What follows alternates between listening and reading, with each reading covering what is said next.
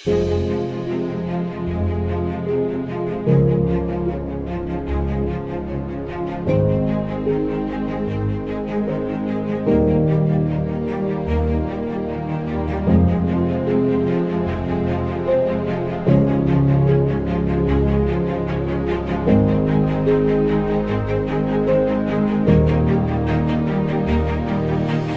bawat yapak ng kabataang papasok sa eskwela at sa bawat pangarap na binubuo, may liwanag.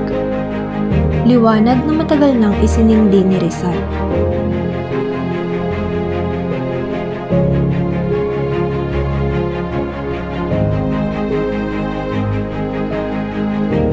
Kabataan ang pag-asa ng bayan.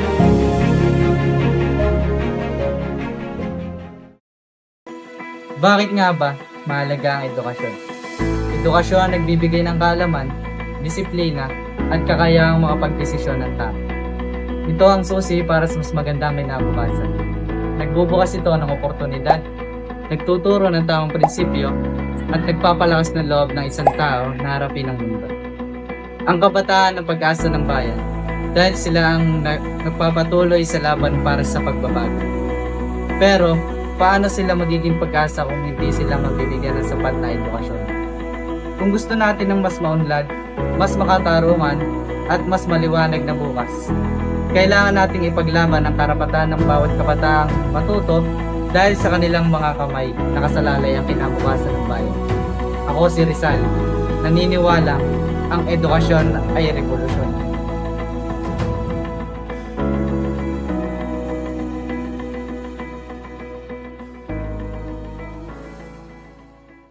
Para sa akin, kami ang pag-asa kasi kami ang susunod na hahawak sa kinabukasan ng bansa. Hindi lang siya isang kasabihan, isa siyang panawagan. At ako, gustong-gusto kong mag-aral. Dahil kagaya ni Rizal, naniniwala ako ang pag-asa ng bayan. Gaya ni Rizal, gusto kong gamitin ang aking talino para sa iba, hindi lang para sa aking sarili.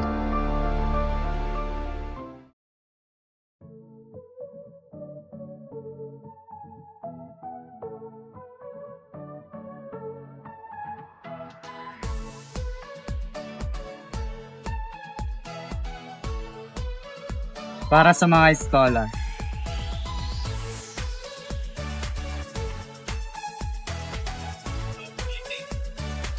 para sa mga estudyanteng nagsusumikap,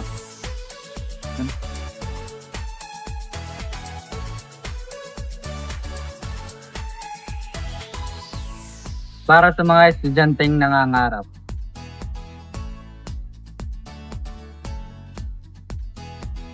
para sa edukasyon, para sa pag-asa.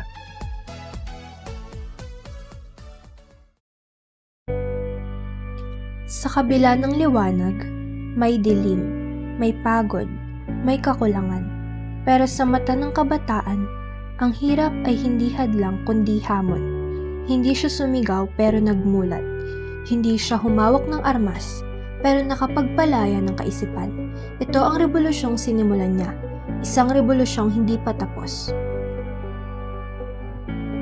Naglalaho sa loob ng klase ang mga hadlang na itinatayo ng politika upang hatiin ng mga lahi, natutunawari sa alab ng kaalaman at kabataan.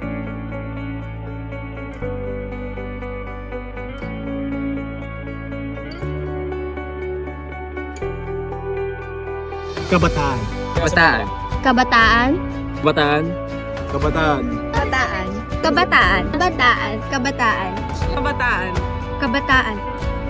Kabataan, ang pag-asa ng bayan.